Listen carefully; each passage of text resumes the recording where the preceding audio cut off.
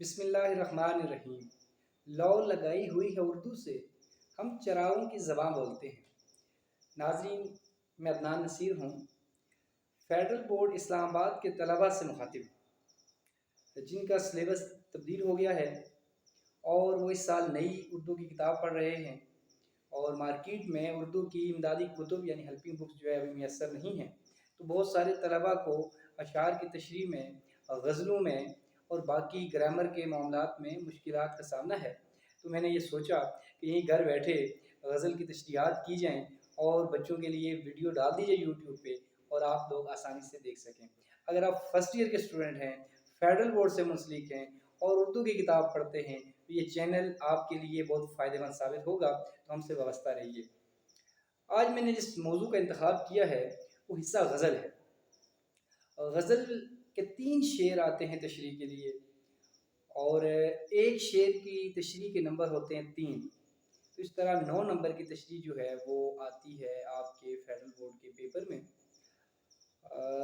On line checking ہوتی ہے، اساتذہ گھر بیٹھ کے چیکنگ کرتے ہیں، پیپر سکین ہو کر آتا ہے، اس میں ایک جگہ خاص کر دی گئی ہوتی ہے، اسی کے اندر آپ کو جواب دینا ہوتا ہے سوال کا۔ اگر اس سے آگے پیچھے یا حاشیے سے باہر ہے تو پھر آپ یہ توقع نہ رکھیے کہ فیڈرل بورڈ آپ کو اچھے نمبر دے گا۔ بہرحال پیپر کی تکنیک ہم آگے آپ سے شیئر کرتے رہیں گے، لیکن آج ہم نے استاد سخن خدائے سخن میر تقی میر کی غزل کا انتخاب کیا ہے جو F S C first year کے سلیبس کا حصہ ہے، تو ہم اس کی تشریح کریں گے۔ اہم نکات میں یہاں آپ سے بیان کروں گا آپ کے سامنے، اور آپ اپنے مطلب کی باتیں وہاں نوٹ کر لیں اور پھر آپ تشریح کر سکتے ہیں۔ میر کی عظمت کی بات کر کے وقت ضائع نہیں کرنا چاہیے، کیونکہ اس کی عظمت مسلمات میں سے ہے۔ وہ 300 سال سے دنیا مانتی آ رہی ہے اور اگلے 300 سال بھی مانتی رہے گی۔ اگر میر نے یہ دعویٰ کیا ہے کہ تا حشر جہاں میں میرا دیوان رہے گا، تو یہ دعویٰ کچھ ایسا بھی غلط نہیں ہے۔ واقعی میر جیسے عظیم استاد کا دیوان جو ہے تا حشر رہے گا۔ میر کی غزل بھی مشہور زمانہ ہے، آپ اس سے پہلے واقف ہیں، آپ نے پڑھی ہے، آپ نے سنی ہے، تو اب آپ نصاب کی نوعیت کو دیکھتے ہوئے اس کو سمجھیں گے۔ پتا پتا بوٹا بوٹا حال ہمارا جانے ہے، پتا پتا بوٹا بوٹا حال ہمارا جانے ہے، جانے نہ جانے گل ہی نہ جانے باغ تو سارا جانے ہے۔ یہ وہ مطلب ہے میر کی غزل کا جس کی ہم تشریح یہاں پہ آپ کے سامنے کریں گے۔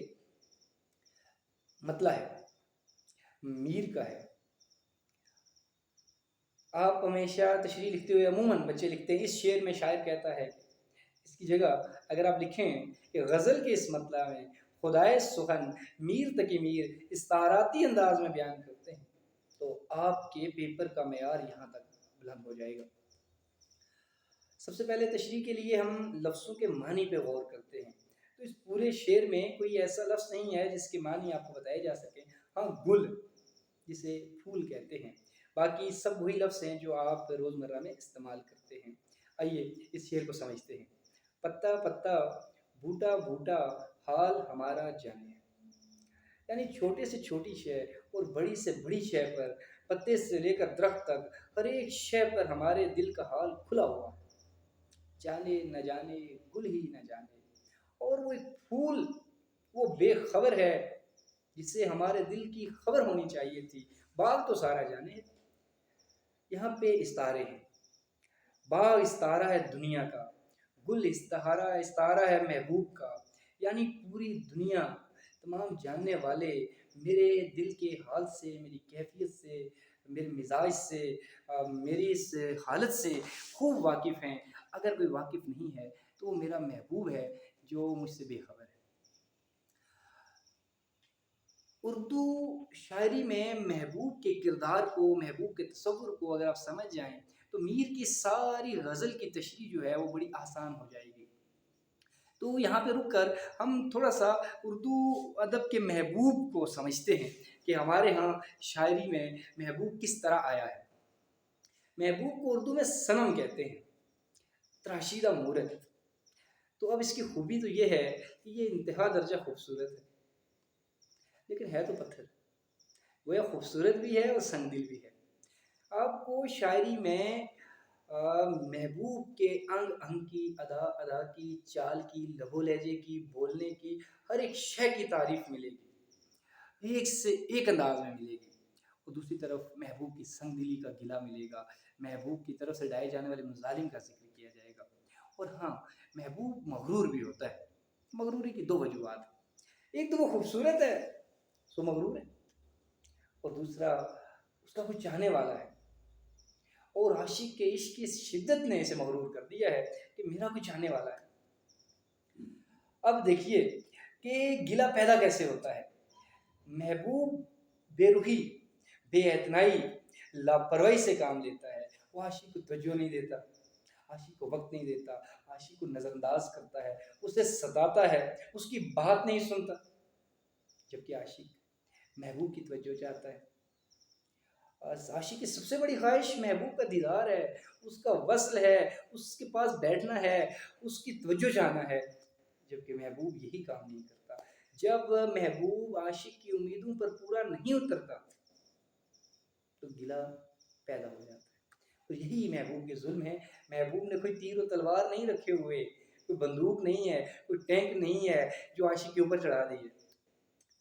محبوب کی بے روحی ہی یہی تلوار ہے، یہی تیر ہے، یہی گولی ہے، یہی سزا ہے، یہی ظلم ہے۔ محبوب کی توجہ نہ دینا، یہ عاشقوں کے لیے ہوتے ہیں۔ یہ محبوب کا میں نے ایک آپ کو ذرا سا تاثر سمجھانے کی کوشش کی ہے کہ ہمارے ہاں اردو شاعری میں محبوب کس طرح آیا ہے۔ اب دیکھیے اس شعر میں میر کہتا ہے کہ ساری دنیا پر میرے دل کا حال کھلا ہوا ہے، لیکن میرا محبوب ہی نہیں جانتا۔ تم کو معلوم ہونا چاہیے تھا، لیکن نہیں، کیونکہ وہ جان کے بے خبر ہے، اس کو میری پرواہ نہیں ہے، میرے طرف توجہ نہیں کر رہا، مجھے اہمیت نہیں دے رہا۔ یہ تو اس کا خیال ہے شعر کا۔ اب اس شاعر کی خوبیاں دیکھیے، شاعری میں بات کیا کی گئی ہے، اس بات کی اتنی اہمیت نہیں ہے جتنی اہمیت اس بات کی ہے کہ بات کیسے کی گئی ہے۔ اگر آپ نے بڑی بڑی باتیں ہی کرنی ہیں تو پھر شاعری کی ضرورت نہیں ہے، آپ تقریریں کریں، خطاب کریں، مضامین لکھیں، لیکن شاعری اسلوب ہے، انداز ہے، ڈھنگ ہے، سلیقہ ہے بات کرنے کا۔ دیکھیے میر نے کیا کیا، میر نے استعارے استعمال کیے، استعارہ تشبیہ کی انتہائی صورت ہے۔ پھر صنعت تکرار لفظی، لفظوں کے دہرانے سے خوبصورتی پیدا کی گئی ہے۔ پتا پتا، بوٹا بوٹا، اچھا یہ دیکھیے، جانے نہ جانے گل ہی نہ جانے باغ تو سارا جانے ہے، 12 لفظ مصرے میں 4 بار جانے کا لفظ استعمال کیا ہے، اور اوپر پہلے مصرے پہ مصرع اولا میں بھی جانے، یعنی 5 بار ایک شعر میں جانے کا استعمال اس طرح کیا کہ پتہ ہی نہیں چلنے دیا کہ اتنی بڑی استادی کی ہے، لفظ کو بالکل مصرے میں بٹھا دیا گیا۔ صنعت مرات النظیر کا استعمال کیا ہے۔ صنعت مرات النظیر سے واقف علم میں بدیع آپ نے پڑھ رکھا ہوگا کہ ایک شے کی نسبت سے دیگر اشیاء کا ذکر کرنا جو ہے وہ مرات النظیر ہے۔ تو باغ کی نسبت سے گل، پتا، بوٹا، یہ صنعت مرات النظیر کی مثال ہے۔ تضاد 2 طرح کا ہوتا ہے، سلبی ایجابی۔ تو جیسے زمین آسمان صبح و شام کو ہم تضاد لاتے ہیں، اسی طرح جاؤ نہ جاؤ یہ بھی تضاد ہے۔ تو جانے نہ جانے یہ صنعت تضاد ہے۔ دیکھیے استعارہ، باغ اور گل استعارے ہیں، تکرار لفظی ہے، اس میں مرات النظیر ہے، اس میں صنعت تضاد ہے۔ اگر اتنی باتیں آپ لکھ لیں پیپر میں، اتنی تفصیل نہیں بلکہ اہم باتیں وہاں پہ درج کرنی ہے، 10-12 لائنیں 3 نمبر کی تشریح کے لیے کافی ہیں، لیکن لفظ دہرائے نہ جائیں، جملے دہرائے نہ جائیں، بات جو ہے ایک ہی بار کی جائے اور مستند جملہ لکھا جائے، تب جا کے آپ پورے 3 نمبر لینے کی صلاحیت رکھیں گے۔ تو یہ غزل کے مطلع کی جو میں نے بات بتائی، اور ساتھ محبوب کے کردار کی کچھ خصوصیات میں نے بیان کر دی ہیں، اور ساری غزل جو ہے اسی اصول کے تناظر میں، اسی فہم کے ساتھ آپ دیکھیں گے تو میرے خیال میں آپ اس کی تشریح اب خود کر لیں گے۔ حسن مطلع ہے، آگے اس متکبر کے ہم خدا خدا کیا کرتے ہیں، آگے اس متکبر کے ہم خدا خدا کیا کرتے ہیں، کب موجود خدا کو وہ مغرور خود آرا جانے ہے۔ متکبر، تکبر کرنے والا، مغرور، خود آرا، خود کو بنانے سنوارنے والا، بناؤ سنگار کرنے والا، زیب و زینت سے کام لینے والا۔ تو ہم نے کہا کہ محبوب جو ہے وہ مغرور ہوتا ہے، حسین ہے اس لیے مغرور ہے، کوئی اس کو چاہ رہا ہے، اس چاہنے کا نشے نے اس کو مغرور کر دیا، کیونکہ عشق کے کھیل میں مرکزی حیثیت عاشق کی ہے۔ یہ سارے غمزے، سارے رمز، سارے کنائے، سارا ستانا، ساری ادائیں، ساری اٹکیلیاں، سارے ظلم عاشق کے دم سے۔ تو اب وہ مغرور اس لیے کہ کوئی اس کا چاہنے والا ہے، کہتا ہے ہم اس کے آگے خدا خدا کرتے ہیں، منت ترلا کرتے ہیں، واسطے دیتے ہیں، اس کو خدا کی یاد کرواتے ہیں، لیکن وہ اتنا اپنے بناؤ سنگار میں، زیب و زینت میں اتنے غرور کے درجے پہ پہنچا ہوا ہے کہ وہ خدا کو موجود ہی نہیں سمجھتا۔ جو خدا کو ہی نہیں موجود سمجھتا، وہ اتنا مغرور ہے، تو پھر ہمیں کہاں خاطر میں لائے گا؟ یہاں بھی محبوب کی بے روحی کا ذکر کیا گیا ہے، محبوب کی بے اتنائی کا ذکر کیا گیا ہے، محبوب کے تکبر کا جو ہے وہ ذکر کیا گیا ہے۔ تو اسی تناظر میں آپ نے اس شعر کی تشریح بھی کرنی ہے، اور اگلے اشعار بھی اسی طرح محبوب کے ظلم و ستم کی باتیں ہیں۔ محبوب ظلم و ستم جو کرتا ہے تو وہ وقت نہیں دیتا، عاشق کی امیدوں پر پورا نہیں اترتا، یہ اس کے ظلم و ستم ہے۔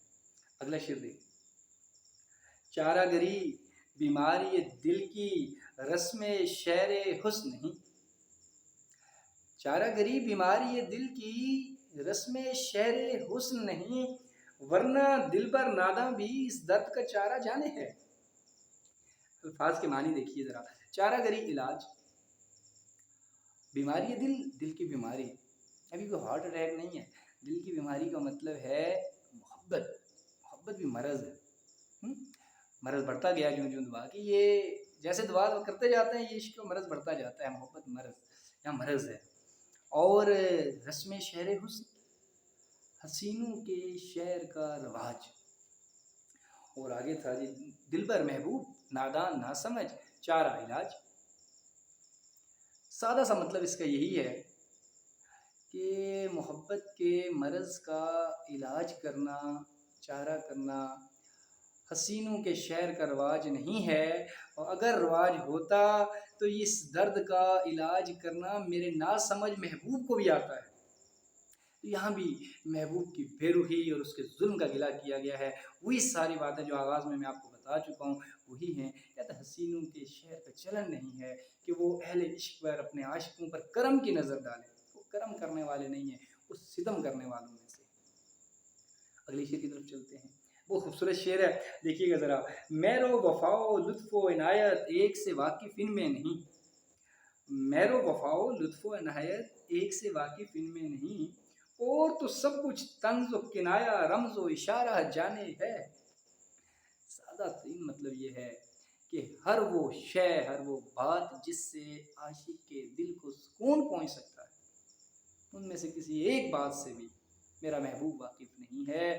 مہر کہتے ہیں محبت کو، وفا ساتھ نبھانا، لطف و عنایت کرم توجہ و مہربانی، طنز کہتے ہیں چھپتی ہوئی بات کو، کنایا اشارتاً کی گئی خفیہ بات کو، پوشیدہ بات کو، رمز اشارے کو کہتے ہیں کہ محبت سے، وفا سے، توجہ سے، کرم سے، عنایت سے، اور اس جیسے ہر اس لفظ سے جس سے عاشق کے دل کو سکون پہنچ سکتا ہے، میرا محبوب واقف نہیں ہے۔ البتہ اس کے برعکس ہر وہ بات، ہر وہ لفظ، ہر وہ کیفیت، ہر وہ شے جس سے عاشق کے دل کو تکلیف پہنچ سکتی ہے، اس سے میرا محبوب خوب خوب واقف ہے۔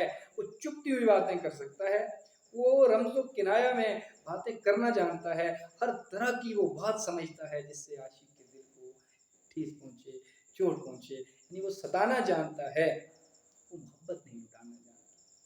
یہ محبوب سے کل اردو شاعری کی روایت میں گلا رہا ہے عاشقوں کو، شاعروں کو، کہ محبوب ان کی توقعات پر پورا نہیں کرتا۔ اگلا شعر دیکھیں، ایک تسلسل میں اشعار جو ہے محبوب سے گلے شکوے لیے ہوئے آئے ہیں اور اس پہ طنز ہیں۔ دیکھیے، کیا کیا فتنے سر پر اس کے لاتا ہے معشوق اپنا، کیا کیا فتنے سر پر اس کے لاتا ہے معشوق اپنا، جس بے دل بے تاب و تواں کو عشق کا مارا جانے ہے۔ کہتا ہے کہ جسے عشق میں مبتلا جانتا ہے، ناتواں یعنی کمزور بے طاقت سمجھتا ہے، دل ہارا ہوا جانتا ہے، دیکھتا ہے کہ جو میرے عشق میں مبتلا ہے اس پر پھر معشوق یعنی محبوب طرح طرح کے فتنے لاتا ہے۔ فتنے سب سے عام معنی ہے فساد، شر، لغت میں اس کے 8-10 اور معنی ہیں، اس میں سختی، مصیبت، تکلیف، یہ سارے معنی بھی آتے ہیں۔ یعنی جس کو اپنے عشق میں مبتلا دیکھتا ہے اس پر ظلم کرتا ہے، اسے ستاتا ہے، اسے تنگ کرتا ہے، اس پہ فساد لاتا ہے، شر پھیلاتا ہے، یعنی اپنے محبوب اپنے عاشق کو ستانے کا عمل ہے، وہی تسلسل ہے ظلم کا، وہی محبوب کی بے روحی ہے، وہی بے اعتنائی ہے، وہی لاپرواہی ہے اور شاعر ہے۔ اچھا، اس سے آگے جو شعر میں نے اس ترتیب میں رکھا ہے تشریح کے لیے، ذرا عاشق پہ بات کرتے ہیں۔ تو شعر دیکھیے، عاشق سات و سادہ کوئی اور نہ ہوگا دنیا میں، عاشق سات و سادہ کوئی اور نہ ہوگا دنیا میں، جی کے زیاں کو عشق میں اس نے اپنا وارہ جانے ہے، زیاں نقصان اور وارہ فائدہ۔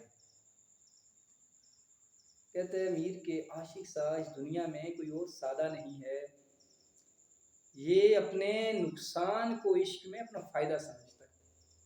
تو ذرا اس عاشق کا ذرا جائزہ لیتے ہیں ہم کہ عاشق کیا کرتا ہے۔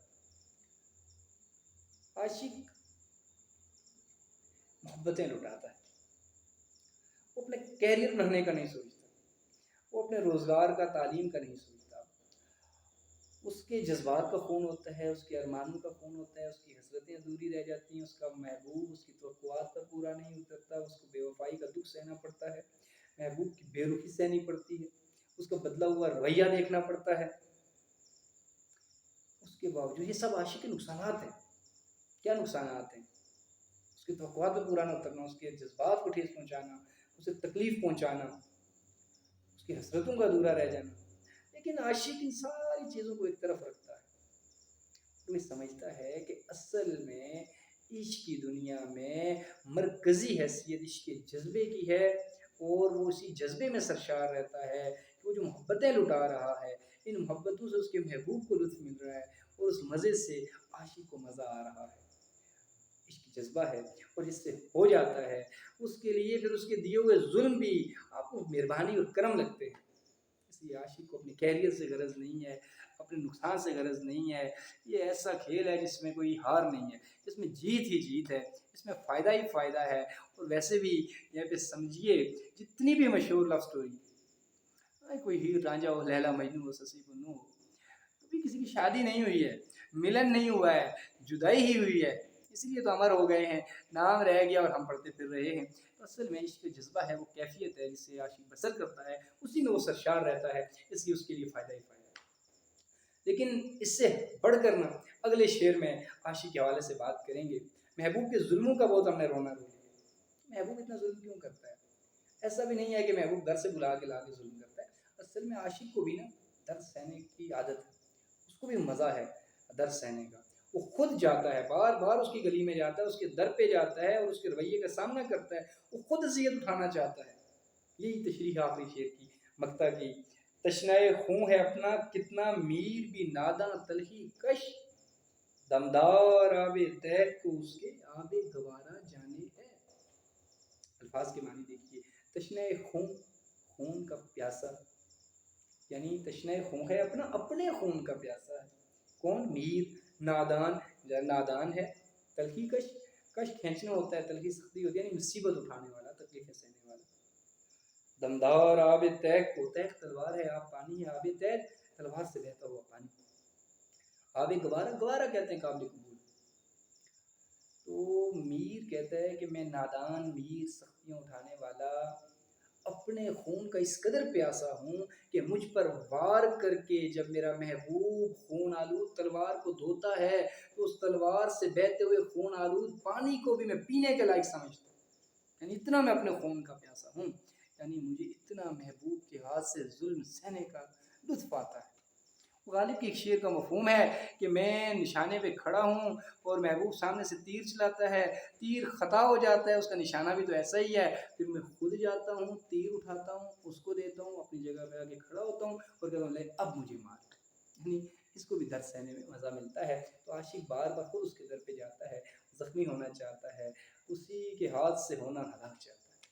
تو یہ سرسری سی بات تھی، کچھ مفہوم تھے اشعار کے، مفاہیم میں نے بیان کیے ہیں، آپ کو تھوڑا سا تصور دیا ہے محبوب کو اور عاشق کا۔ تو اس تناظر میں اگر ہم چیزوں کو دیکھیں گے تو آپ بہتر سمجھ جائیں گے اور آپ کچھ نہ کچھ لکھنے کے لائق رہیں گے۔ بڑے بڑے الفاظ لانے کی ضرورت نہیں ہے، بڑی تراکیب لانے کی ضرورت نہیں ہے، اپنی زبان میں لکھیں، جو آپ کو سمجھ آتی ہے وہ لکھیں، اصل وہی علم ہے جو آپ کو سمجھ آ گیا ہے، جسے آپ آگے بڑھا سکتے ہیں۔ فنی اعتبار سے اس پوری غزل کو دیکھیں، نہایت جو ہے رواں بیر ہے، ہندی بیر ہے، فعل فعل فعل فعل، تو بہت رواں ہے، سلیس اور رواں مصرے ہیں، ایسے بہتے جا رہے ہیں، لفظ کے پیچھے لفظ ہے، اور شعر دیکھیے سنتے ہی دل میں اتر رہے ہیں، ان کی خوبیاں دیکھیے گا، اس میں مرات النظیر ہے، اس میں تکرار ہے، اس میں تضاد ہے، اس میں علم بیان میں تشبیہ و استعارہ کی جو ہے صورتیں بیان ہوئی ہیں، تو اس سے میر کی عظمت کا اندازہ لگائیے، اس کی شاعری کا لطف لیجیے،